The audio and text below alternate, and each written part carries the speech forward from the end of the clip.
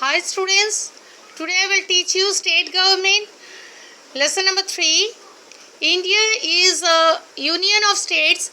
It has 28 states and 9 union territories.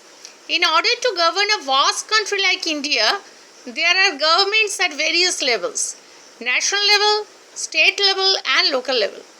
In this lesson we will read about the state level, that is state government, and who is the head of the state, that is governor is the head of the state, and he is elected by the president for 5 years.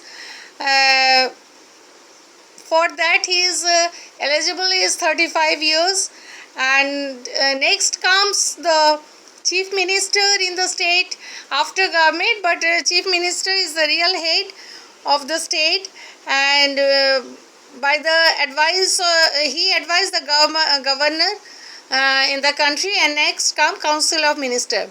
These three later we will read. First we will see the three powers of the state government, that is executive powers, legislative powers and the judiciary powers. Now first come executive powers. It implements law and looks after daily administration of the state. It comprises of the governor, chief minister and the council of the minister. Next come state legislature. State legislatures are divided into two halves, that is state legislative assembly and legislative council. And next come judiciary. Judiciary is headed by high court, and it settles the civil and criminal disputes in the state. Now come the state legislature. Yes, the state legislature is all Indian states are all India states are divided into a number of areas depending upon the size of its population. These division is called constituencies. People of each constituencies elect one member of legislative assembly or MLA and to represent them in the state legislative assembly. All MLA together form the state legislature.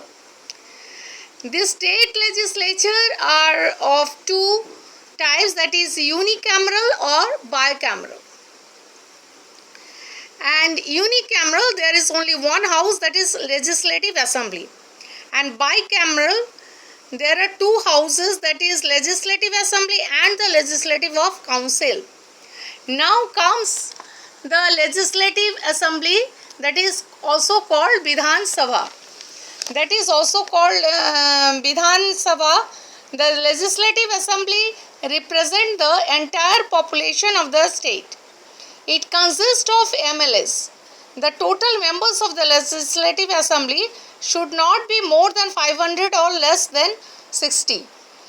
Qualification of for being an MLA is that in order to become a member of the legislative assembly, individual should have the following qualification, that is he should be the citizen of India, and he should not less than 25 years of age.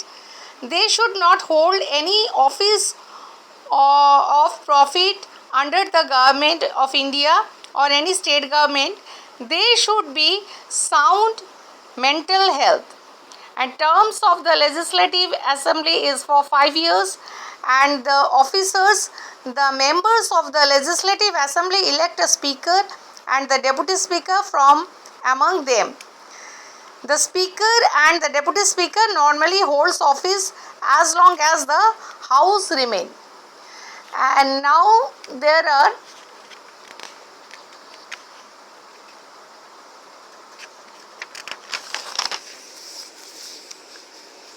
powers and functions of the state legislative assembly.